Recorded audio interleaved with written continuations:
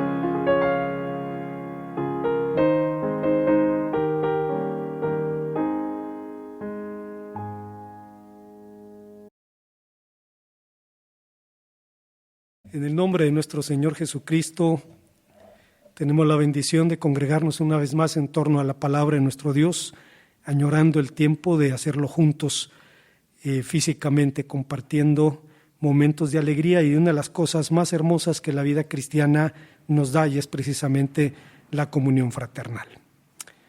Vamos en esta hora a hablar del perfil de la mujer ideal. La palabra de Dios dice en el libro de Proverbios, capítulo 31, versículo 10, mujer virtuosa, ¿quién la hallará? Porque su estima sobrepasa largamente la de las piedras preciosas. Hace unos años un hombre fue invitado a la iglesia bautista Betel en la ciudad de Torreón. El sermón estuvo basado en el texto que nos ocupa, Proverbios 31, del 10 al 31, y al terminar el servicio el hombre se acercó entusiasmado al pastor y le dijo: lo felicito por sus palabras, me han impresionado mucho. Mire, yo soy profesor y colecciono pensamientos sobre la mujer, pero la verdad es que nunca había escuchado lo que usted dijo. ¿Quién lo escribió? El autor pudo entonces hablar con el invitado acerca de la identidad del autor, del origen del texto y de sus propósitos. No sería la primera vez que este pasaje fuera motivo de interés en el mundo de las letras. Fray Luis de León, un poeta místico español, tradujo el libro de Proverbios del hebreo al castellano y, basado en su traducción, escribió La Perfecta Casada, obra en donde, entre otras cosas, dice: Salomón con hermosas razones pinta acabadamente a una virtuosa casada con todos sus colores y parte, para que las que lo pretendan ser se miren en ella como un espejo clarísimo y se avisen mirando allí aquello que conviene para que hagan lo que deben. La interpretación judeocristiana entiende este pasaje como un himno a la mujer completa, como una alabanza a la virtud de la mujer ideal. Más que una serie de pensamientos hermosos sobre la mujer, este capítulo representa realmente el perfil de la mujer ideal. ¿Cuál es ese perfil? Veamos las respuestas que el texto nos ofrece. Antes de pensar en las enseñanzas de nuestro pasaje, quisiera mencionar el hecho de que el libro de los Proverbios es una obra que ha sido definida como la obra de muchos en las palabras de uno. Es una compilación de pensamientos de Salomón y de diferentes autores que el hijo de David pudo transmitirnos y comunicarnos en el capítulo 31, un apasionado himno para la mujer ideal. ¿Cuáles son las características de esta mujer ideal? En primer lugar, la mujer ideal se caracteriza por su piedad. En nuestro idioma, virtud viene del latín virtus, que significa ventaja, valor o superioridad, y es un término que describe las cualidades del alma o del cuerpo que adornan y ennoblecen a su poseedor. Pero no siempre los términos bíblicos significan exactamente lo mismo que lo que significan en el diccionario general. En nuestro texto, el adjetivo virtuosa proviene del término hebreo hayil, que se usa unas 243 veces en el Antiguo Testamento, con traducciones tan diversas como riquezas materiales, fuerzas armadas, integridad moral, etc. Y este fue justamente el primer atributo que Boaz elogió en Ruth. Ahora pues, le dice: no temas, hija mía, porque yo haré contigo lo que tú digas, pues toda la gente de mi pueblo sabe que tú eres una mujer virtuosa. Obviamente las palabras de Boaz no representan un mero cumplido, que en el marco del cortejo serían comprensibles. Pero el elogio de Boaz era un reconocimiento a quien, según la Biblia, es un modelo de piedad. Por piedad entendemos la dedicación del ser completo al servicio de Dios, la total entrega de la vida a nuestro Dios. Esta es una actitud cimentada en el temor reverente y en el Nuevo Testamento implica además la unión con Cristo, como nos dice San Pablo en 1 Timoteo capítulo 3, versículo 16. Así pues, ya que Ruth empezó a evidenciar su piedad con sus palabras, toda mujer virtuosa debe hacerlo de la misma manera, tal como afirma Proverbios 31, 26, cuando afirma: abre su boca con sabiduría y la ley de clemencia está en su lengua. ¿Qué significa ley de clemencia? Significa la norma de la gracia, la ley de la benignidad. Significa que al hablar la mujer de Dios debe usar palabras sabias, pero llenas de bondad. Resulta admirable cómo la Biblia armoniza la sabiduría con el amor, pues hablar palabras afectuosas sin sabiduría puede resultar en complicidades impías, mientras que hablar palabras sabias sin amor puede generar desánimo y amargura. De modo que, habiéndonos creado Dios para las relaciones, nos dio con el habla un poderoso vínculo para que podamos ser bendecidos y bendecir a los demás. Tan poderoso es este vínculo que Salomón también dice en el libro de los Proverbios que la muerte y la vida están en el poder de la lengua. Pero en la mujer ideal, la piedad no se limita a la palabra, se extiende a cada aspecto de su ser, a cada aspecto de sus obras, cosa que subrayó Boaz cuando le dijo a Ruth: he sido informado detalladamente de todo lo que has hecho con tu suegra después de la muerte de tu marido. Y su piedad fue fielmente recompensada, pues la tradición judía afirma que cuando Noemí dijo a Ruth: tu pueblo será mi pueblo y tu Dios será mi Dios, el Señor le respondió: no has perdido nada por haber renunciado a la realeza moabita. He aquí, el reino es tuyo en este mundo y también en el venidero. Según una tradición judía, Ruth era una princesa moabita, cosa que difícilmente vemos en el relato de la Escritura. Aun si lo fuera, era hija de uno de los 7 pueblos malditos por la ley de Moisés, de un pueblo excluido de la congregación de Israel con las lapidarias palabras: no entrará amonita ni moabita en la congregación del Señor hasta la 10ª generación de ellos, ni entrarán en la congregación del Señor para siempre. Deuteronomio capítulo 32, versículos 1 al 6. Pero bajo la influencia de su suegra, Ruth llegó a conocer y amar al Dios de Israel. Así que tu pueblo será mi pueblo y tu Dios será mi Dios, cifraba la profesión de su fe en el Dios único y verdadero. Hay una segunda enseñanza que encontramos en el pasaje. El texto nos habla del perfil de la mujer ideal y nos enseña que la mujer ideal se caracteriza también por su fuerza moral.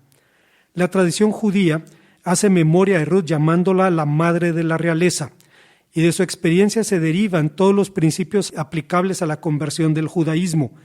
Así que la inmutable fidelidad a Noemí, al permanecer a su lado en tiempos de adversidad, anunciaba su lealtad a la familia del pueblo del que nacería el propio Mesías.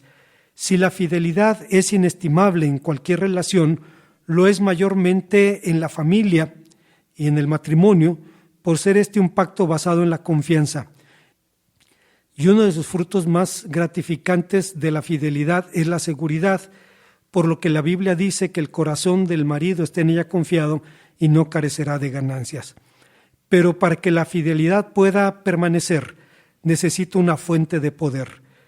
En porciones narrativas del Antiguo Testamento, como dijimos hace un momento, Jayil describe a las fuerzas armadas o a los hombres valientes, como en 2 Samuel 11:16. Sin embargo, en Proverbios 31:10 refiere a otra clase de fuerza, a la fuerza moral y espiritual. En la Biblia, las luchas no se refieren únicamente a conflictos armados, sino a cualquier desafío a la existencia humana. Lo cierto es que si Dios creó a los hombres con mayores fuerzas físicas, con mayor masa muscular, a las mujeres las dotó con mayor fuerza moral, pero aún así, un hombre fuerte como era el apóstol San Pedro decía que deben ser tratadas como vaso frágil. Dicha fuerza solo puede desarrollarse en la dependencia del Señor. La aliada interacción de géneros en un mundo dominado por los hombres, las complejidades del matrimonio, los desafíos de la maternidad, los problemas morales que la biología cobra más caros a las mujeres, la cada vez más frecuente necesidad femenina de ser sostén económico del hogar, los retos del divorcio y la viudez, el creciente afeminamiento de los hombres que renuncian de facto a sus roles de liderazgo familiar, hacen imperativa la fortaleza moral del denominado sexo débil. Ahora resulta claro por qué. De las virtudes de la mujer virtuosa, la palabra de Dios dice que son fuerza y honor. Esa fuerza es obviamente el poder espiritual que la hace prevalecer sobre desafiantes circunstancias de la vida, y el honor es un fruto y reflejo de la comunión con Dios. Es un don divino, pues la belleza perfecta, que no necesariamente es física, solo existe cuando Dios lo otorga.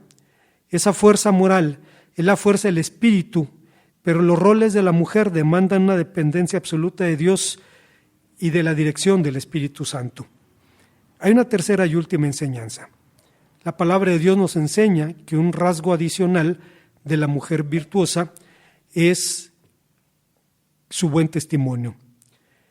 En el día de su boda, Boaz recibió una singular bendición del pueblo.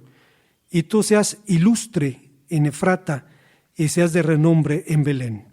Ilustre, que es otra traducción de Jayil, alude aquí al buen nombre, al buen testimonio. El buen testimonio es un patrimonio cuyo valor queda de manifiesto en las propias palabras de Salomón cuando dijo en Proverbios 22, de más estimes el buen nombre que las muchas riquezas y la buena fama más que el oro y la plata. En un tiempo cuando todo parece tener un precio, cuando se piensa que las personas valen por lo que tienen y no por lo que son, debemos recordar que el buen nombre tiene valor para Dios, el juez supremo de nuestras acciones.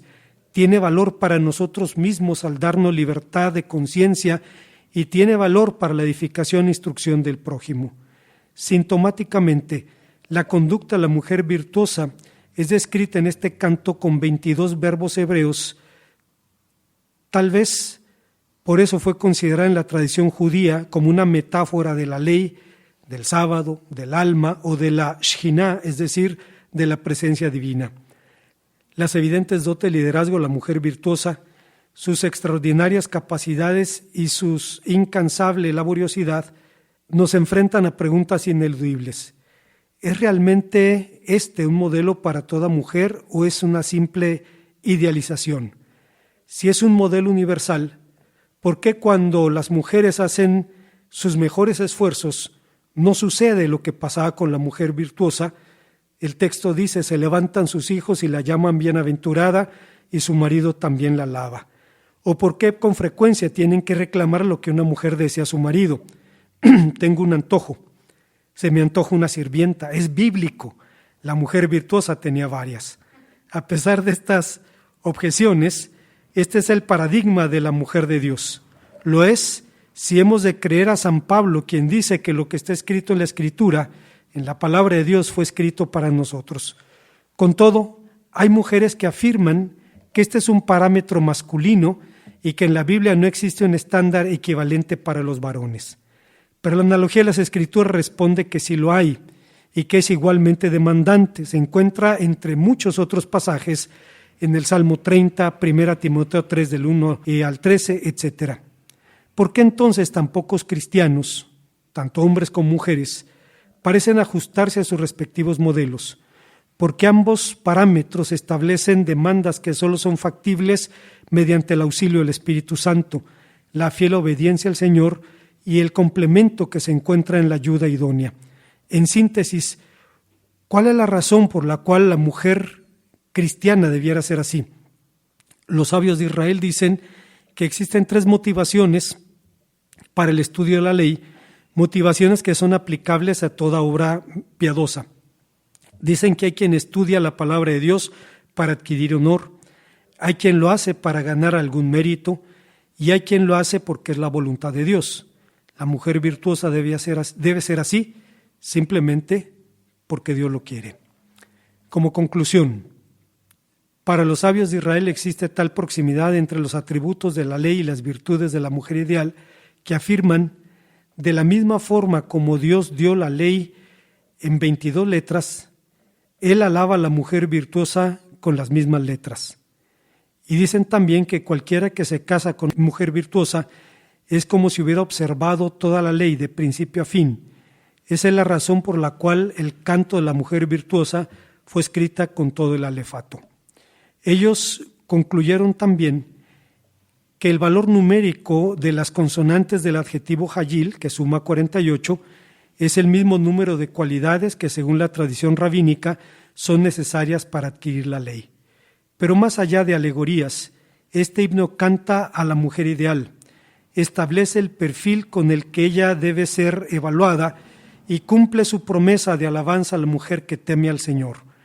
Aunque es un himno, no representa una mera idealización, sino la vocación a la que Dios quiere y puede llevar a toda mujer fiel. Con todo, es necesario reiterar que cuando nos reunimos en torno a este pasaje, a esta porción de la palabra de Dios, lo hacemos para recordar que Él quiere utilizar y bendecir nuestras vidas, siendo tanto hombres como mujeres mutua ayuda idónea. Debemos recordar que San Pablo dice que nuestras mujeres son realmente nuestra gloria, el reflejo de nuestra imagen, el más fiel espejo de lo que realmente somos. Cuando vemos sus rostros, lo que veamos, alegría o amargura, seguridad o temor, angustia o paz, frustración o realización, es el fiel espejo de lo que realmente somos y hemos hecho.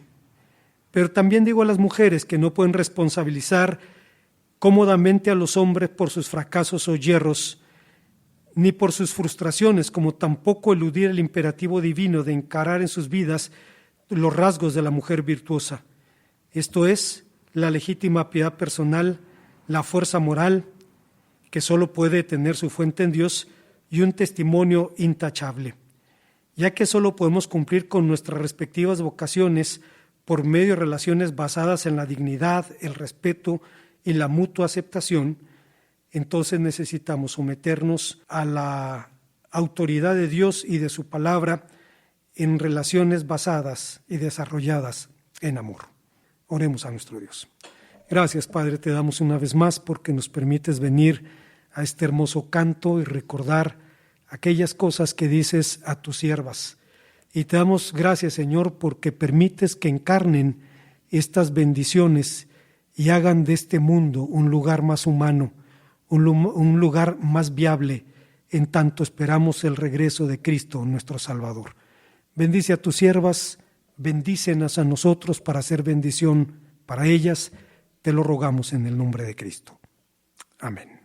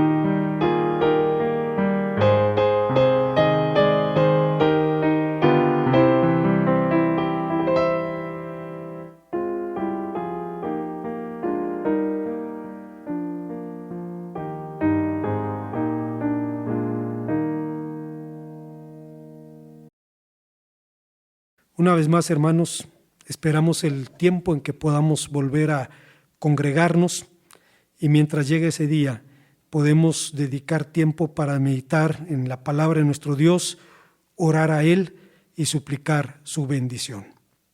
Que el amor de nuestro Dios, la gracia de nuestro Señor Jesucristo y la comunión de su Santo Espíritu sean con cada uno de nosotros. Amén.